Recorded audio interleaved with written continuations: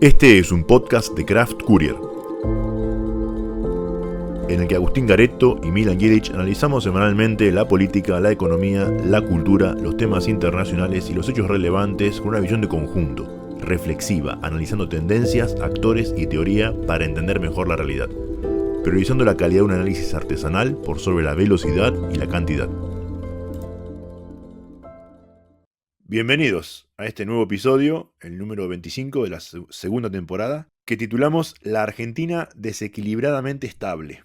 Y eso hace referencia a los temas que trataremos en el día de hoy, el paquete fiscal, la ley bases y cómo se estructuran los diferentes grupos políticos en base a eso y en base a las actitudes del gobierno. La parte desequilibrada, con eso hacemos referencia a todos, y todos estamos ahí nosotros incluidos también, ¿no? Este desequilibrio que tenemos como sociedad, que vamos de un lado a otro, de una banda a la otra, crisis recurrente, cambio permanente, pero con cierta estabilidad, porque no dejamos de tener una cierta estabilidad en el tiempo, haciendo referencia a esta idea, a este concepto, que si te vas de Argentina 20 días y volvés, cambió todo, pero que si te vas 20 años, todo sigue igual.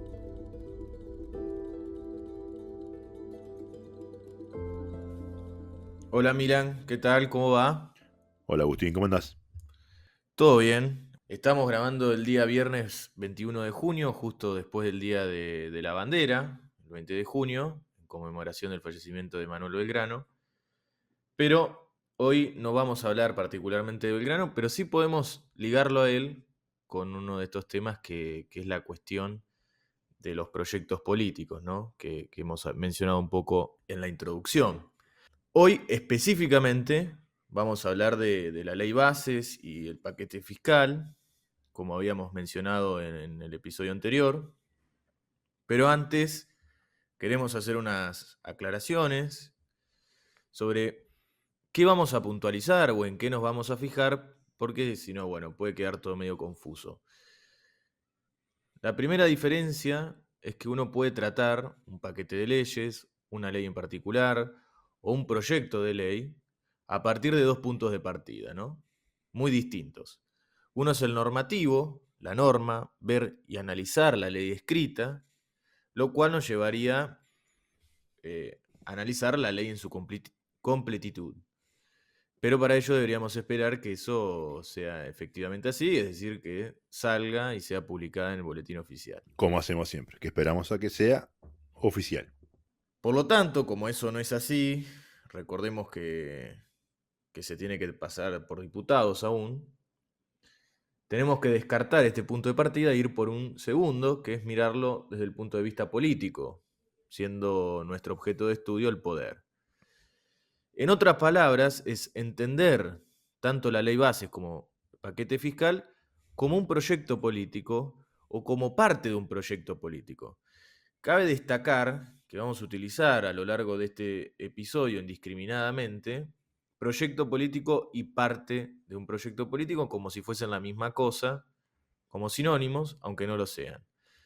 Sosteniendo que es muy difícil empírica o filosóficamente llegar al proyecto político completo de un partido político, pero que si analizamos las partes podemos vislumbrar un poco de qué se trata, ¿no? Ahora vos fíjate que tenés que hacer una arqueología de qué es lo que los partidos, en especial los que están en el gobierno, ¿no?, administrando, tienen como proyecto, analizando parte por parte, porque ninguno de los que están ahora en el poder, de los tradicionales, te lo presenta explícitamente.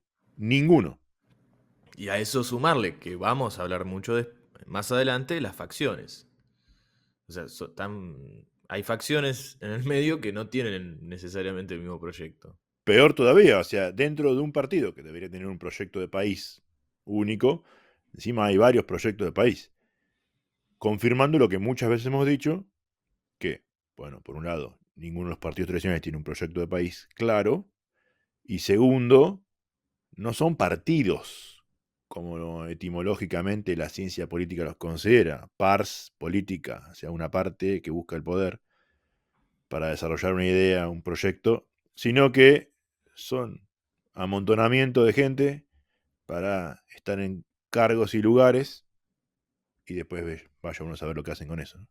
Sí, no es un partido político al estilo europeo, si se quiere. Claro. Son los Cachol Party, acá, en Argentina. Tal cual. Todos los conocidos. Y lo primero que hay que señalar de esto es que la ley base y el paquete fiscal seguro se van a aprobar, aún con modificaciones, pero creo que es importante detenernos en el tiempo que llevó ese proceso, que es aproximadamente 6 a 7 meses, algo que es muy llamativo si se lo compara con gobiernos de la historia reciente argentina, ¿no? Y el factor tiempo no necesariamente hay que verlo como una debilidad. Primero, porque ambos, tanto la ley base como el paquete fiscal, son muy ambiciosos. Segundo, porque aunque después en la realidad no sea así, este proyecto político se presenta como fundacional y como que resignificará la historia. Es decir, habrá un antes y un después luego de su aprobación. Y hay que señalar que esto no es que solo corre para quienes apoyan el proyecto político, sino para que los están totalmente en contra del proyecto político, también están dentro de la misma lógica. Sí, también lo consideran como el parteaguas de que, bueno, Argentina con esto se funde. Otra característica que se deslinda de esto es el proceso legislativo institucional, ¿no? Si partimos de que el proyecto original fue el presentado el verano pasado y lo comparamos con el actual, podemos ver dos cosas, ¿no?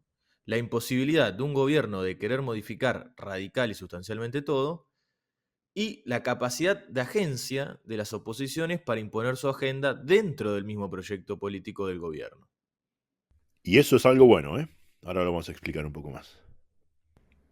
Lo que nos permite concluir que ni aquellos que sostienen que este proyecto va a cambiar la vida 180 grados de los argentinos, ni los que dicen que esto va a destruir el país, tienen razón. Sin embargo, sería imprudente decir, no tienen razón y quedarnos únicamente con eso, porque estos dos grupos siguen operando con esa lógica, es decir, generan acción social, que modifica obviamente la vida y la política. Esta segunda característica también nos permite llegar a otra conclusión, que es la paradoja de vivir en un sistema democrático republicano, ¿no? Que no hay un solo agente, no hay un solo grupo que gobierna a su antojo al otro o al resto, más bien hay una capacidad de agencia relativa que depende de la fuerza, por medio de la representación, de los partidos políticos, ¿no? Quizás hay que atender a la cuestión de la representación, o dicho de otra manera, qué otros proyectos políticos hay en pugna o disponibles alternativos al del gobierno. Pero antes de atender esa cuestión, que quizás es la parte central de este episodio, debemos ser enfáticos con esto. No se puede hacer la revolución en la República.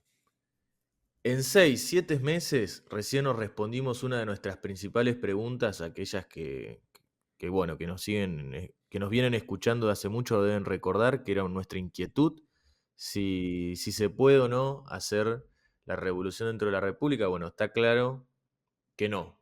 Y en muchos de esos episodios pasados, o en varios al menos, mencionábamos el por qué no se podía. Y por el arreglo institucional argentino, que al elegir las cámaras del Poder Legislativo por partes, cada tantos años, impide que alguien con una muy buena elección, o con una sola elección, se lleve todo el poder. A lo Bukele, ponele. Exacto. O como cuando la oposición no se presentó en Venezuela y Chávez se llevó el 100% de, creo que se llama la Asamblea, allá, Asamblea Nacional o algo así, el Poder Legislativo. Eso no puede pasar en Argentina, ya lo hemos mencionado varias veces, porque copiamos el modelo de Estados Unidos, que se renueva por partes. Y la lógica detrás de eso es justamente evitar que venga uno, entre paréntesis, populista, decía el federalista, eh, y que pueda en una sola elección cambiar todo. Y eso tiene una lógica positiva. Yo sé que hay mucha gente enojada con la política tradicional, y está muy bien que así sea porque no ha respondido a las necesidades de la gente, Pero hay que entender que ese arreglo institucional es bueno. Y ponemos el mismo ejemplo que ya hemos puesto cuando debatíamos esto en otros episodios. ¿Qué hubiera pasado si Cristina con el 54% de los votos se llevaba más de la mitad de las dos cámaras? ¿Qué hubiera pasado con Argentina? Bueno, por suerte estaba ese sistema. Sí, obvio. Y esto es lo mismo. Y además dijiste la palabra representación, que es otro elemento que también venimos mencionando varias veces, y es, hay gente que se siente representada por otro grupo político, que no es el que está en el gobierno ejecutivo, y tiene su derecho en haber votado y que tenga sus representantes. Y vamos a poner un ejemplo que no es de los más controversiales, digamos, ¿no? La coalición cívica, que tiene sus representantes, son pocos en la Cámara de Diputados, en el Senado no tiene nadie. Bueno, ellos ejercen la representación de la gente que los votó y levantan ciertas banderas y ciertas ideas que otros no lo hacen o que algunos otros se pliegan a esas ideas. Y está muy bueno que haya dentro del Congreso una voz que represente a esa gente. Porque justamente la democracia es el sistema por el cual se eligen los gobiernos de mayoría respetando los derechos de las minorías. Y esas minorías tienen que tener su voz y su voto. Aunque después la mayoría gane, perfecto. Pero si no estuvieran representadas esas minorías, se perderían un montón de elementos ricos. Y recuerdo el debate de la ley bases, el primer ejemplo, el primer episodio, digamos, en el verano, cuando algunos de los legisladores de la coalición cívica eh, levantaban la voz en algunos elementos, ¿no? Y que para el gobierno eso fue, nos trabaron. Y no, no es que te trabaron, es que querían evitar que hagas cosas que estaban mal según su visión. Y tienen su derecho. Después el gobierno cometió el pésimo error de tirar abajo la ley directamente y volver a arrancar. Y yo digo pésimo porque vos dijiste muy bien, tardó 6, 7 meses en ser aprobada. Si bien es muy grande, no tan grande como era antes, pero toca muchos temas, y muchos dirían, bueno, son un montón de leyes juntas, no es que le aprobaron una sola ley, le aprobaron un montón de leyes juntas, bueno, es atendible ese punto, pero también se perdieron un montón de meses de poder hacerlo, de poder ejecutar esas ideas que para ellos son maravillosas. Que también genera otra lógica, que es la lógica de, bueno, hay cosas que se nos están, hay variables que se nos escapan porque no tenemos la capacidad de manejarlas. Y era como la excusa ante situaciones, ¿no? Que bueno, es una de las cosas que vamos a hablar ahora, esto de, que me parece como una tercera característica, ¿no? Son ideas que circularon en el último tiempo en la opinión pública post tratamiento de la ley bases y el paquete fiscal, que me pasó, por un lado, escuchar a un analista reconocido decir que Milei es el primer presidente que dice no tener poder. Falso, pero bueno, se lo tomo. Y por otro lado, que el gobierno entró a una segunda etapa, ¿no? Pero algunos dicen, algunos no dicen de qué etapa se trata y ni por qué se llega a una segunda etapa. Es decir, no hay una explicación de por qué ven al mundo, la situación como una segunda etapa. Ni tampoco dicen que era la primera. Claro. Y uno, bueno, si lo quiere ver en esta fase tapista, que es en realidad, cuando uno mira esto, es una construcción analítica, no necesariamente en la vida real sucede, pero esta segunda etapa del proyecto político, bueno, es que ahora el presidente tiene más poder, ¿no? Es decir, en estos 6, 7 meses no tenía el poder suficiente como para manejar las variables o ciertas variables, ahora sí, producto de la aprobación de ciertas facultades legislativas principalmente, pero también por otras. Pero ¿te acordás que cuando analizábamos la primera ley bases, justamente de los 10 puntos que tenía aquella de delegaciones legislativas, 7 le habían aprobado? Es verdad, en diputados, había que ver qué pasaba en el Senado. Pero 7 le habían aprobado. Con lo cual, si ese era el gran tema, tener las facultades delegadas, es muy probable que las hubiera tenido en aquel momento. Si eran tan importantes, tienen que reconocer el error y porque es un error de que salió tan tarde esto. ¿Sí? Y que también es un error, para mí garrafal, creer que ahora el Poder Ejecutivo se va a convertir en un dictador. Y entiéndase por dictador su sentido más semántico, es decir, la capacidad de dictar leyes sin necesidad de deliberar, ¿no?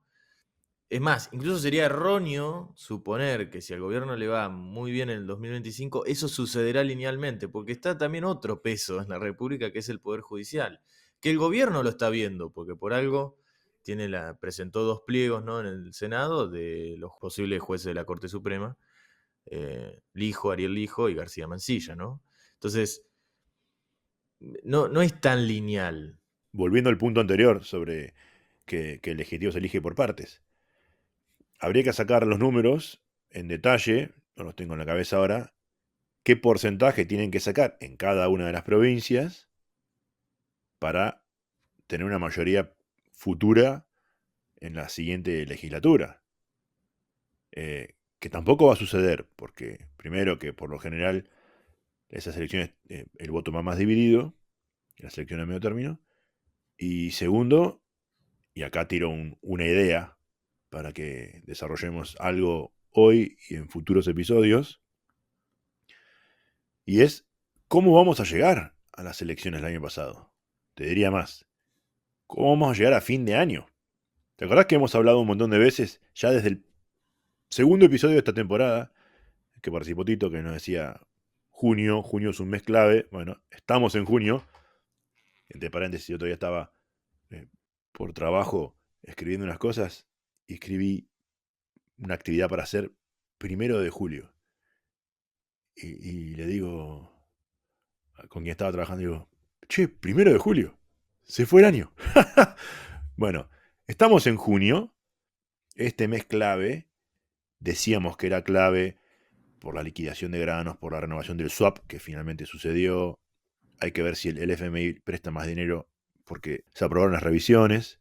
La inflación supuestamente viene bajando y hay que ver, bueno, supuestamente digo, se viene bajando por los números, pero me refiero a que supuestamente va a seguir bajando.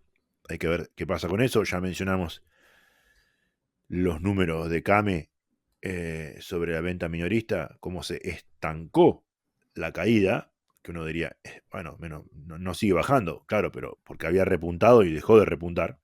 Ese es el concepto, dejó de repuntar. Sí, a ver, en criollo no hay B corta, No no hay hay pedo de corte. uso. Exactamente, exactamente. Entonces hay que ver cómo se llegan a las elecciones del año que viene. Si es que al gobierno le va tan bien como cree que le pueda llegar a ir en esas elecciones. El humor social aguanta por ahora. Supuestamente, y digo supuestamente porque siempre hay muchas operaciones en eso, ¿no? Las encuestas le dan una imagen positiva muy alta. Todavía. Perfecto. Hemos dicho muchas veces, ha hecho cosas bien y hay cosas que no. Esas que no son importantes. La recesión es brutal. Ha comenzado a caer la actividad, el empleo, ¿no? Y aumentar el desempleo. Bueno, ¿cuánto va a durar eso? ¿Cuándo van a venir las inversiones? ¿Cuándo se van a ver los brotes verdes de lo que se ufanaba Macri? A ver si llegamos a la elección del año que viene. Para que pueda tener una pseudo mayoría o lo más próximo, para que pueda hacer esto que quiere, que es cambiar, según él, radicalmente todo. Sí, pero incluso en ese contexto radicalmente no. No, Puede tal cual. hacer cambios, obviamente, son importantes, sí, que deben ser analizados, sí, sí, eso sí, pero no radicalmente. Porque, a ver, esto por último, antes de empezar a analizar esto, reflexionar sobre lo de la representación que habías mencionado y los distintos proyectos políticos en competencia. Quiero más o menos justificar por qué estamos hablando de esto y no estamos hablando de Manuel Belgrano, aunque no es un podcast de historia, o no estamos hablando del partido de ayer de la selección en Atlanta contra Canadá. Y eso que nos gusta mucho el fútbol y mucho Manuel Belgrano. Y es una crítica destructiva, pero por destructiva no hay que tener un sentido peyorativo. Hoy ser crítico tiene un costo muy alto, pero de las nociones contrapuestas ante este proyecto político, ¿no? Y esta especie es un antes y un después. Y quiero traer una cita, que es una frase anónima, algunos se la atribuyen a Sarmiento, la verdad realmente desconozco, creo que no es de él, pero bueno, que es que si te vas 20 días de Argentina y volvés, todo cambió. Pero si te vas 20 años, todo sigue igual. Y por eso esto de, bueno, la Argentina desequilibradamente estable. Y creo que ahora sí tenemos que meternos en la cuestión de los distintos proyectos políticos. Podríamos hablar un poco partiendo del oficialismo, ¿no? De la del gobierno. ¿Cuál es el proyecto político que uno puede ver? Pero a grandes rasgos, y cuando digo grandes rasgos, bueno, de que hay muchas lagunas en el medio, que es esto, ¿no? Porque empírica y filosóficamente en Argentina cuesta muchísimo porque ni siquiera tienen un plan estructurado, no tienen una especie de, de proyecto hegemónico al estilo que lo pensó Gramsci. Y bueno, uno tiene que ver estas lagunas. Entonces, tiene que convivir con esta laguna. ¿Qué podemos decir del proyecto político de este gobierno? Bueno, que tiene una especie de plan para un país muy con una filosofía sostenida en las ventajas comparativas, en la cual no se quiere involucrar en la planificación económica. Si quiere tener una intervención económica, sí, en la macroeconomía, pero no una intervención en la planificación económica, y confía en una especie de, bueno, ¿cómo va a salir Argentina? Y Argentina va a salir en base a esto de las ventajas comparativas en lo que se sabe dedicar.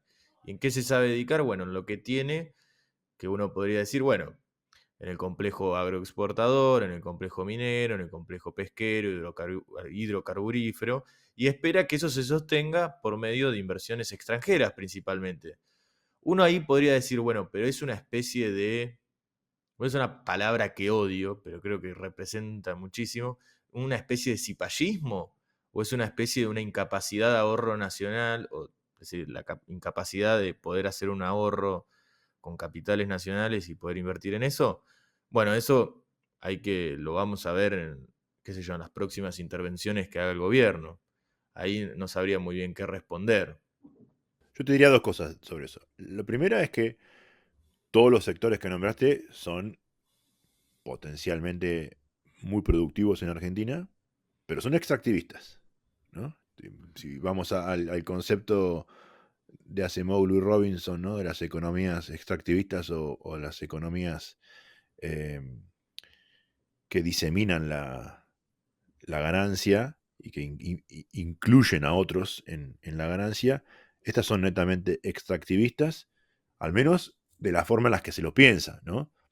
No se piensa en producir un alimento ya envasado y con marca país, marca de territorio, terroir, y venderlo, sino simplemente, o sea, pescar y mandar Sí, el pescado en crudo me refiero así congelado, sin... así nomás, chao, listo. Sí, sí, Sin sin un nada, proceso. sin un proceso que deje otros beneficios, ¿no?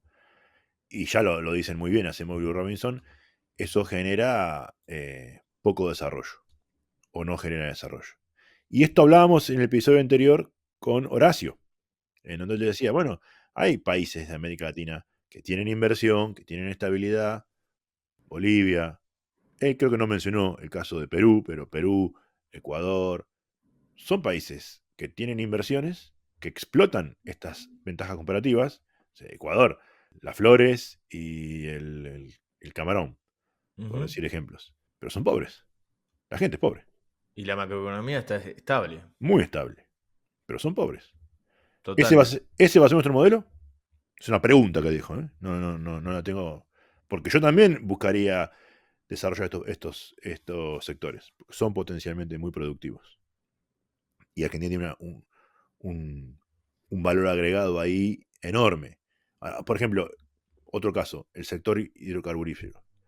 Vamos a exportar GNL así, en barco, como lo importábamos antes, creo que hasta ahora también seguimos importando algo. O vamos a incentivar a que vengan empresas a radicarse en Argentina para producir con ese gas en Argentina. Que es un proceso largo, que lleva mucho tiempo, pero que sí deja una economía de desarrollo, una economía inclusiva. Y el segundo elemento, mencionaste el tema del ahorro local, tema central. Ya lo hemos charlado aquella vez que escribí ese artículo que lo titulaba El método Maratea, ¿no? Sí. Los capitales internacionales, ¿cuánto pueden invertir en Argentina? Puede ser que mucho, y estaría buenísimo que eso suceda. Igual ahí, para que vengan a invertir, tienen que tener muchas mejores condiciones que en otros países. Bueno, el RIGI, famoso RIGI, que está en el paquete fiscal, busca darle esas condiciones. Veremos la letra final de cómo queda y si efectivamente logra hacer eso. Es verdad, para que vengan tienen que tener alguna ventaja extra, pero supongamos que aún así vienen y está buenísimo y desarrollan estas industrias y realmente es excelente. Argentina tiene una capacidad de invertir su propio dinero, como yo decía en ese artículo, gigantesca, gigantesca. Y no estamos hablando de Techint o de Arcor o Aluar. La gente, la gente común y corriente que tiene $1.000 ahorrados, $5.000 ahorrados, $10.000 ahorrados, que no los gasta, los ahorra por si tiene una enfermedad, por si tiene que hacer crecer su casa, por si aún se quiere ir de vacaciones. No los gasta, no los invierte en algo productivo. Y es lógico, porque ya nos han cagado tantas veces, que es lógico que la gente que lo tenga guardado bajo el colchón o en una caja de seguridad. Ese ahorro es el que hay que incentivar a que se vuelque dentro de la economía. Obvio, el argentino como el inversor van a decir, che, si no hay seguridad jurídica, yo no voy a poner un centavo. Pero ahí tenés un capital para invertir gigantesco. Gigantesco. ¿De cuánto? Incalculable, nadie sabe. 200.000 millones, 300.000 millones, 400.000 millones. Con que sean 50.000 millones es una torta de plata infernal. Pero para eso hay que crear las condiciones. Y vos dijiste muy bien que este gobierno no quiere inmiscuirse en eso. Ujú. Quiere dejar que solo suceda. Y solo no va a suceder. Esa es mi opinión. Solo no va a suceder. Va a suceder en algunos sectores como esto, el minero, hidrocarburífero, donde las ventajas comparativas son muy grandes. Pero no va a suceder solo que una empresa pueda juntar X cantidad de miles de dólares, ni siquiera cientos de miles de dólares para poder hacer una inversión de ampliar una planta o algo así.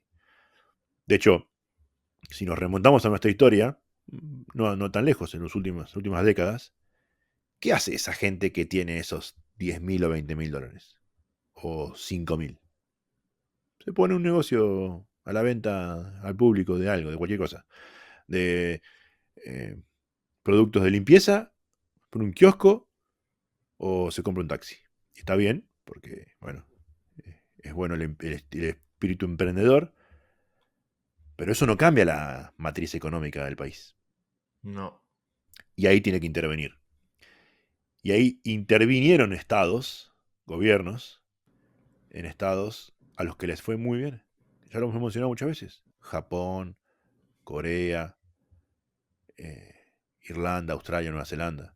Japón tenía un sistema, el famoso sistema, que acá existió hace muchos años, el sistema de ahorro postal, donde vos Ujú. comprabas unas estampillitas y tenías un ahorro y eso servía para inversión productiva o de infraestructura también, que es la que crea parte de la condición para que después otros puedan invertir arriba de esa infraestructura. Energía, puertos, autopista, ruta, ferrocarriles, etcétera. Yo creo que es el gran... A ver, hay como un consenso general en las ciencias sociales de que el gran debate argentino fue el esbozado postperonismo con los desarrollistas. Ese fue como el gran debate porque, bueno, era justamente modificar la matriz productiva del país. Creo que el segundo gran debate es este, es que justamente era un problema para aquellos, ¿no? Esta capacidad de generar un capital nacional, pero no por cierto nacionalismo económico, sino porque en parte nos conviene a todos, es por el bien común y que es muy importante. Sí, pero te voy a dar una buena noticia. Ese capital existe. No hay que inventarlo. Ya existe. Lo hizo la gente. Lo hizo la gente. La gente trabajó y ahorró y no, se compraba de a $100 y tiene ahí guardado no mucho, pero suficiente porque entre todos es un montón. Esa es la clave. Sí, o no sé cuáles son las estimaciones en total de cuántos dólares hay fuera del sistema. Creo que ya ha superado los 200.000 millones de dólares. Hay muchas estimaciones, por eso dije Es 200 medio mil, PBI normal sí, argentino. 300.000, 400.000, no importa. Con 50.000 cambias la matriz productiva de Argentina. Sí, totalmente. Y eso hay seguro de sobra, 3, 4 veces más que eso. Pero solo con eso ya cambias radicalmente la matriz productiva de Argentina. Hemos mencionado, para ya pasar a otros proyectos políticos que están en pugna, que se están mostrando, esta cuestión del extractivismo. He mencionado recientemente el tema de los desarrollistas y el gran debate. Y bueno, había una resistencia a ese desarrollismo, después recuperado por el peronismo, que fue aquel escrito de Jaureche, El retorno al coloniaje. Bueno, ¿quién se embandera dentro de esa? Que se escucha, lo hemos escuchado ahora, creo que Cristina lo ha dicho, esto es un neocolonialismo o algo por el estilo, en esta idea de Jaureche. Y ahí tenemos un típico igual, a ver, yo creo que muchos saben, no sé si es una obsesión o qué por el peronismo, es totalmente normal, o sea, una obsesión mía. Es totalmente normal dentro del peronismo cuando hay crisis de poder que se queman entre ellos.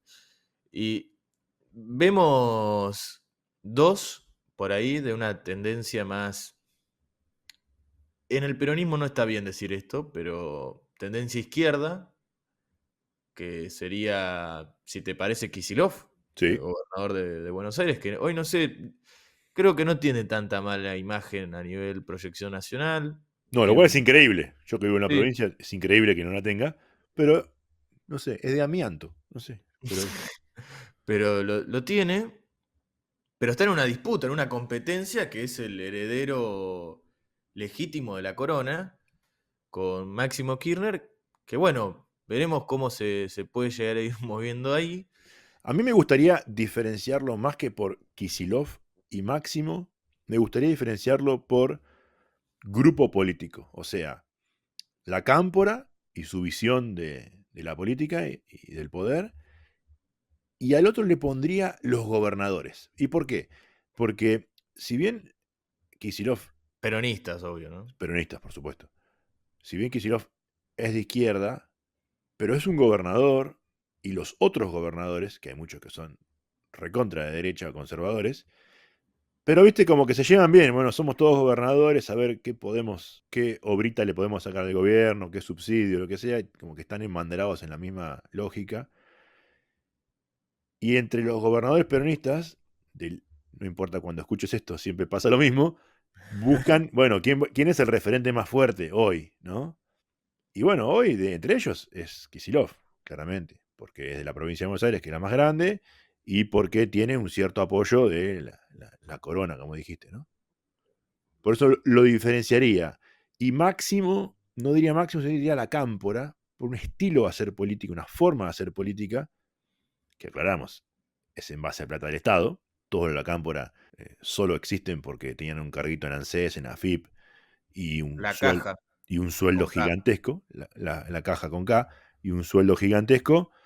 Ninguno tiene ni formación previa, ni carrera política previa, ¿no? Y son bastante mal vistos por los otros. Sí. Aparte tienen, no sé si pretoriano, pero sí tienen una postura medio de soviet, van al choque constante Claro, eh, claro. y no gusta esas cosas. Exacto. Por eso, como que sacaría a las personas y, bueno, es esta forma de hacer política, ¿no? Vivir de la teta del Estado, de carritos públicos, de la FIP y ANSES y todo eso. Pretoriano, yo no sé si diría que es de izquierda, es no sé qué cosa. No, es un instrumento de poder Exacto, puro y duro, puro y ¿no? duro. Y los otros, que también tienen su instrumento, que es las gobernaciones, los cargos legislativos provinciales, las intendencias, etcétera, que se agrupan, pero con esa lógica más de la política tradicional. Y se ven mal unos con otros, porque además estos de la Cámpora han querido usurpar parte del poder que tenían estos otros antes, que siguen teniendo en muchos lugares. Entonces los diferenciaría de esa manera, pero tenés claramente esos dos bloques representados intentando organizarse a ver qué consiguen en el 27, pero ya directamente ahora en el 25. Y hay que ver cómo... Ahora, ni Sí, siquiera toda esta reflexión, ni siquiera hay que entenderlo como los proyectos al 2025, sino la respuesta a proyectos alternativos ahora, correcto, a eso. Que dentro de lo que se conoce como peronismo, hay como... Una cosa es peronismo y otra cosa es PJ. Lo que claro, hablamos recién, esto es PJ. sí, Después en peronismo, vamos a hablar un poco después del peronismo con características cordobesas, como el socialismo con características chinas. sí, Eh, el peronismo fernetero, sí, pero antes vamos a hablar un poco del PJ, porque está sucediendo algo que es muy llamativo, pero que pasa en todos los gobiernos, que es meterse en discusiones ajenas para generar levantar a alguien. Que la historia reciente, por lo menos en Argentina, siempre cuando pasa eso se pegan un tiro en el pie. Pasó con Alfonsín Menem para intervenir con Cafiero, le pasó a Massa con Milei para sacarle votos a Cambiemos. ¿Y qué es? Ojo, igual esto puede sonar medio exagerado. Desde el ejército de trolls de las redes sociales se está viendo un claro de los trolls interés sí, del gobierno del oficial. gobierno oficialista, el de los libertarios. Una clara intención de subir a la escena, al ring, dentro del PJ, a Guillermo Moreno.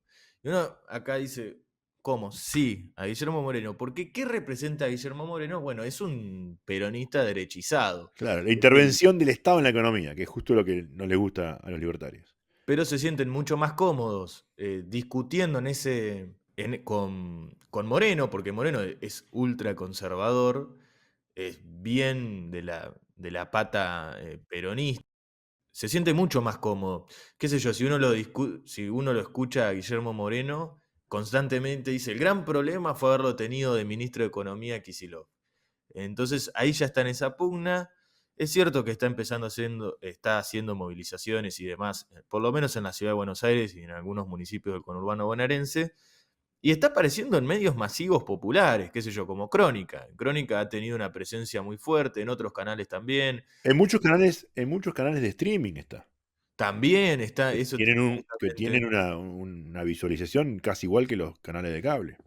que está apelando a un discurso apuntando a los jóvenes. Exacto. Entonces también está como, bueno, estamos hablándole al mismo público. Y bueno, el gobierno se siente cómodo. Es verdad que sacó menos de 100.000 votos cada vez que se presenta, Sí. pero bueno, como decís, por algo los trolls del gobierno actual lo intentan levantar. Veremos cuál es el resultado. Claramente les da un poquito de batalla cultural y es para seguir porque también por algo lo llaman tanto estos medios no tan tradicionales como los de streaming, ¿no? Algo garpa. Así llevaban a Milei también antes de panelista. Claro, y quería, antes de irme a otro, que sería totalmente distinto a los que mencionamos, pero quería mencionar un tuit que nada, no fue trascendental, pero mencionarlo porque nos indica algo que fue un tuit de Scioli. Que Scioli hizo un revisionismo histórico garrafal, erróneo, que no, dice, me quedé todo el fin de semana leyendo historia. Bueno, ¿a quién leíste? Porque no sé las conclusiones que sacaste. Está intentando reconstruir un peronismo amigable con los capitales extranjeros, que no es lo mismo que decir un Perón amigable con el extranjero, con los capitales extranjeros, porque es cierto que post crisis del peronismo habría, para el 17 de octubre, eh, ya es una promesa que vamos a hacer un super episodio solamente del peronismo, porque es un gran fenómeno de la Argentina y Sí. también latinoamericano, pero Perón en un momento sí se acercó a capitales extranjeros, por más que justamente lo que le sucedió fue chocar con su propio peronismo nacionalista económico, que Y no le eso, aprobaron las leyes. eso es lo que decía Scioli en el tweet, diciendo, bueno, ustedes que dicen que no, fíjense cómo en el segundo plan quinquenal sí se acercó a los capitales extranjeros. Ahora, estoy de acuerdo con vos en que un error garrafal en su lectura, porque lo que no explicó es que primero se fumó toda la plata que tenía, que había quedado después de Ujú. la Segunda Guerra Mundial, y cuando se quedó seco, tuvo que cambiar su discurso e ir por los capitales internacionales. No es que era una idea previa de, No, bueno, no. esta es la primera etapa, esta es la segunda etapa. No, no. Se fumó la plata, que no le quedó más nada. Bueno, no le quedaba otra que arrodillarse ante el capital extranjero. Que en cierta medida no pudo, qué sé yo, en el caso de la Standard Oil, no me quiero extender tanto con esto, pero no pudo porque la Standard Oil le pidió, bueno, que el Congreso apruebe la ley, porque Claro, necesito seguridad jurídica, y los peronistas le votaron en contra, porque iba en contra de la la idea, doctrina. ¿no? Sí, La sí. doctrina nacionalista económica. Pero bueno, vemos esa cuestión de Scioli de querer endulzar de cierto liberalismo económico al PJ. Vamos a ver, esas son las intenciones. Después, ¿qué sale de esto? Bueno, ya eso a nosotros no nos sobrepasa, digamos, no podemos mirar el futuro. Y no quiero dejar de cerrar este tema mencionando cómo firmó ese tuit. Al final pone Daniel Scioli, peronista y libertario. Es el camaleón. Es el camaleón. Pero quiero aclarar algo, no es y sobre todo para quienes escuchan sobre estudiantes de ciencia política o politólogos formados, no es el príncipe moderno, no vengan con esa porque está lejos de ser el príncipe moderno, perdón, el príncipe de Maquiavelo, príncipe moderno de Gramsci, está lejos de ser eso.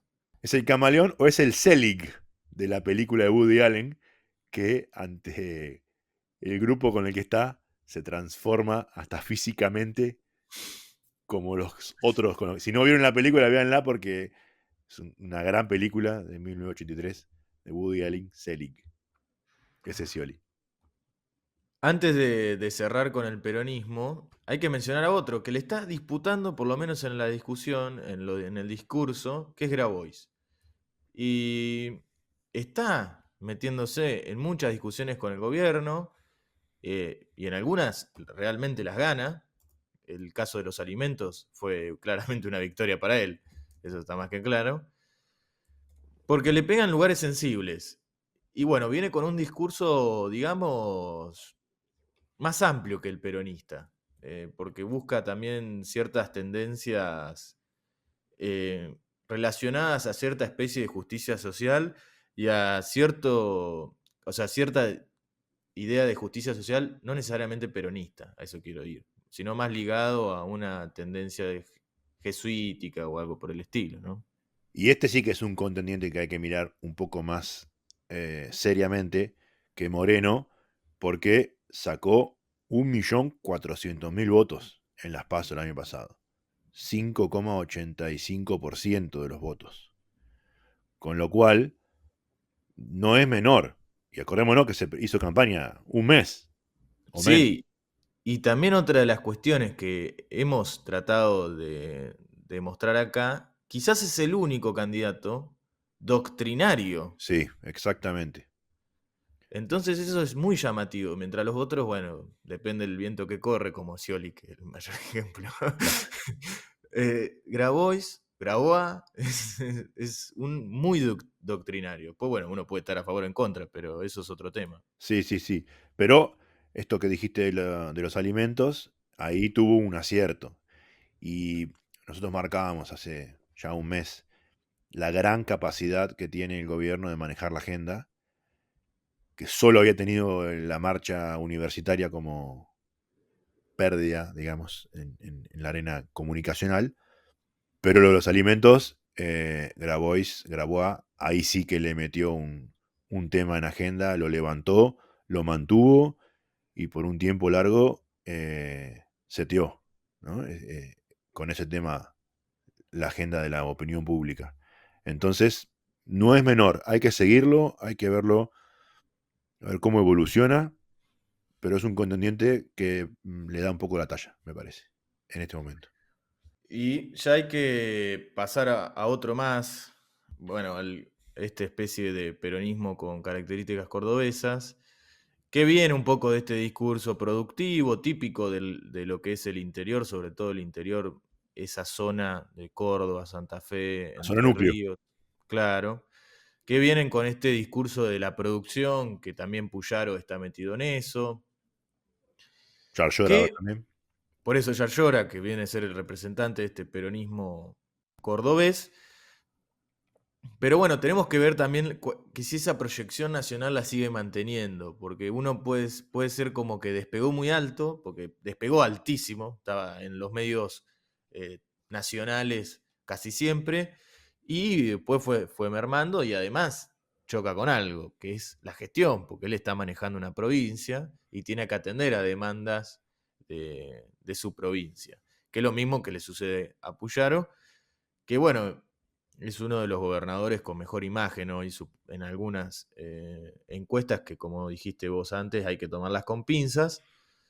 Y también podemos mencionarlo un poco con Puyaro, porque son dirigentes dentro de todos jóvenes, no tan conocidos a nivel nacional, a nivel provincial a Puyaro lo conocemos bastante, que veremos, ambos tienen esto de no tengo fronteras delimitadas con quién es mi opositor, puedo hablar con uno, puedo hablar con otro, qué sé yo, Puyaro tiene una foto con Kicillof, con Santoro, tranquilamente se puede sentar al lado de Milei y no se le raja la cara, y a Yerjola le pasa lo mismo. Me puedo sacar una foto con este, me puedo sacar una foto con el otro. Están como en esa especie de, después vemos si lo logran, pero de trascender a la grieta, ¿no? Estos son como los, bueno, los que quieren trascender a esa división. Y lo interesante es que son de dos partidos distintos, ¿no? Uno peronista y otro Sí, radical. obvio. Son de dos partidos distintos, pero bueno, comparten estas formas de comportarse dentro del escenario. Y ya que hablamos un poco del peronismo, vamos a dejar un poco afuera, pero porque no está muy ahí, está todo medio raro entre lo que es el PRO. Eso creo que nos hace falta un poco de perspectiva, porque no se entiende nada, por qué lado van y quién es el que maneja la batuta. Creo que esa definición es fantástica. No se entiende nada, tal cual. Sí, entonces ahí sinceramente hace falta un poco de perspectiva, pero bueno, hemos mencionado en episodios anteriores cuestiones que han pasado entre Patricia Bullrich y Mauricio Macri, pero nos queremos acercar un poco a esta cuestión del centrismo, que bueno, no queremos ni tan para la izquierda ni tan para la derecha, vamos al centro, y ahí aparecen personajes eh, espectaculares para analizar. Por un lado, podemos llegar a tener, esto está muy localizado en Ciudad de Buenos Aires, eso hay que tenerlo en cuenta, pero bueno, estar localizado en Ciudad de Buenos Aires también le da el beneficio de tener un medio nacional que les da una nota, Y es una gran vidriera. tal cual. Entonces eso le puede dar como un salto a una proyección nacional. Dentro de este centrismo está, por un lado, Lustó y cierto ahí con un Santoro, digamos, un PJ porteño. Ahora vamos a hablar de eso. Decí, seguí. Y por el otro lado, como habías mencionado en este episodio, podemos decir que la coalición cívica también, ¿no? Sí.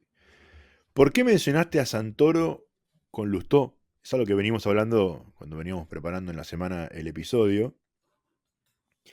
No solemos hacer así futurología. Tratamos de basarnos desde lo que está publicado en el boletín oficial hasta lo que es comprobable. Pero démonos una licencia esta vez para hacer un poco de futurología. Creo que a los oyentes les va a gustar el ejercicio, por lo menos.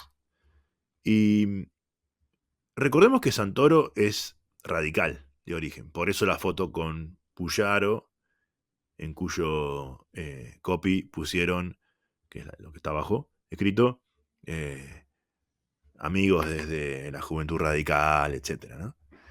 Que después se unió al Frente para la Victoria, o el nombre que tenga, del kirchnerismo, pero nunca dejó de reivindicar a Alfonsín y demás, ¿no? Y de tener contacto con todos, claramente. Y Lustó, bueno, Lustó a la inversa. Hoy es de radicalismo, está afiliado al radicalismo, es el presidente del partido a nivel nacional, pero su carrera política la hizo en el peronismo. Ujú. en el peronismo de la provincia de Buenos Aires, cuando era presidente del Banco Provincia, después fue ministro de Cristina, ¿no? Aparte, mucha sociabilidad, o sea, de amistades políticas cercanas a personas que vienen del peronismo, como Horacio Rodríguez Larreta. Claro, exactamente. Un origen común en la juventud. Entonces hay como muchos vasos comunicantes y nosotros nos preguntábamos en la semana, bueno, y Santoro, que no le fue mal en las elecciones anteriores, en las varias que ya viene disputando, eh, ¿dónde se va a insertar? Ya pensando en el 25, ¿no? Porque en el discurso claramente está hoy en el bloque de Unión por la Patria, etcétera. Pero al 25, ¿dónde se va a insertar?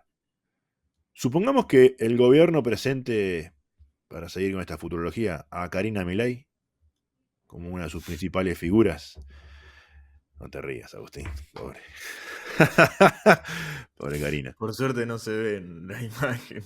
Eh, supongamos que la presente a Karina en la ciudad de Buenos Aires como principal figura. Y Carrió adelantó que se va a presentar a senadora por la coalición cívica, sola, como partido solo. Bien. Tiró el carterazo de nuevo. Tiró el carterazo, no, tal cual. Entonces, bueno, ahí tenemos a dos contendientes, ¿no? ¿Quién va a ir de tercero o cuarto? ¿Lustó va a ir separado? El PRO dijimos no lo vamos a analizar porque no sabemos qué va a hacer, pero supongamos que vaya con la Libertad Avanza o lo que sea. O no sé, va a ir con Lustó. Pero analicemos más a Lustó. Va a ir solo Lustó? ¿Va a quedar tercero? ¿Va a quedar segundo? ¿Va a quedar cuarto? Santoro, en esa lógica, ¿dónde entra? Y ahí es donde especulamos, ¿y si van juntos? Por todo lo que dijimos hace 5 minutos, no es descabellado pensar que vayan juntos. Lustó fue miembro del gobierno de Cristina, Santoro fue radical y ahora está con los peronistas, ahora Lustó está en los radicales. Tienen una cierta vinculación que, haciendo futurología, perfectamente podrían ir juntos. Porque además, si mirás los números, bueno, se van a dividir entre 4 sectores, 5, si el PRO va separado, un territorio que no es hostil a ninguno de todos ellos. Cada cual tiene, cada cual tiene su porción ahí de electorado. Y además, señalar algo del qué va a ser el PRO, ¿no? Si van separados, la Libertad Avanza le puede llegar muy mal porque no tiene muy buenos números en la ciudad de Buenos Aires. O por lo menos no tiene un electorado muy fuerte como, qué sé yo, el PRO sí, lo tiene muy fuerte, es su quintita, Sí, ¿no? Entonces posiblemente vayan juntos y quede, bueno, un espacio. Recordemos que en el caso de senadores son 2 por la mayoría y 1 por la minoría, por la primera minoría. ¿Quién va a pelear ese puesto? Y esto de Santoro Lustó, que vos dijiste, bueno, no serían el agua y el aceite. Claramente no son el agua y el aceite, pero además apelan al mismo discurso, apuntan al mismo electorado. exacto. Entonces, no, tienen mucha similitud. O sea, no es descabellado verlos juntos. Nadie se sorprendería. Exactamente. Bueno, por eso es que planteamos el tema. Cada uno sacará sus propias conclusiones y veremos en el tiempo cómo evoluciona eso. Pero bueno, como ejercicio es válido. Bueno, creo que hicimos un muy buen episodio y esperamos que nos escuchen el próximo viernes. Así es, seguiremos analizando estos temas. Nos vemos la semana que viene, Agustín.